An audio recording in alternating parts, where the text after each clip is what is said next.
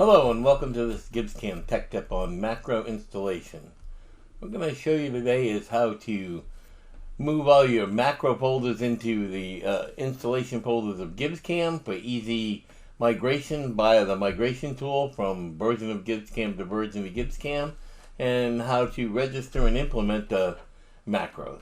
If you don't know what macros are, well, they are a great tool for enhancing the functionality within GibbsCAM to automate those things that you do on your daily basis in your workflow. Okay, so with no more ado, let's go out here and we're going to go to plugins within an open version of GibbsCAM, your current version. We're going to go to Pathfinder under System, and under here in the Pathfinder dialog, we're looking for macros folder. We're going to open that folder, and it takes us out to the installation folder of GibbsCAM for the macros.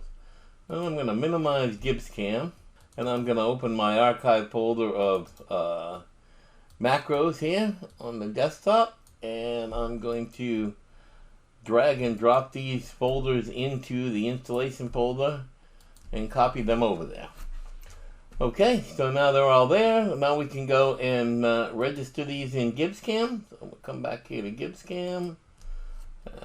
Let's go to the cut part render for a moment, and we're going to go up here under macros, and we're going to click on the configure button.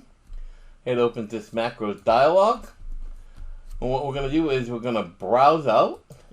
It'll take us right back out to that macros folder where we just were and copied in all our macros, and now we can go and find the macro file, which is actually a .mac executable file.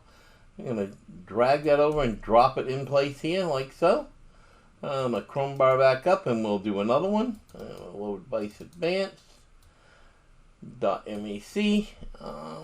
back up again, and let's do it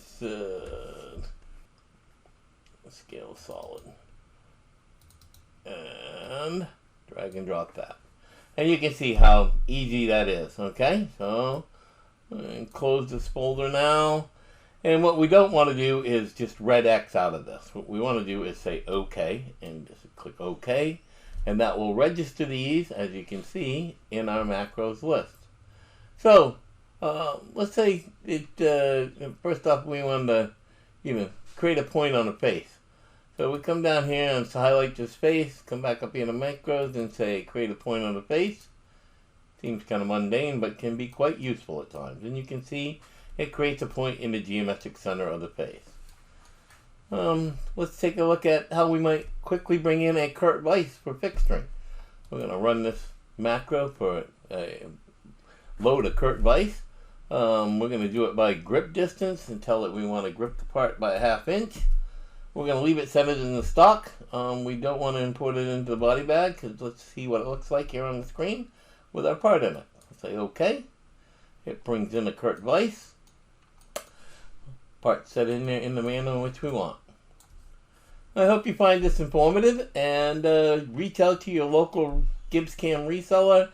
They will gladly help you with macro installations and advise you on how you might be able to achieve macro creations of your own, as well as access that information on the GibbsCAM website.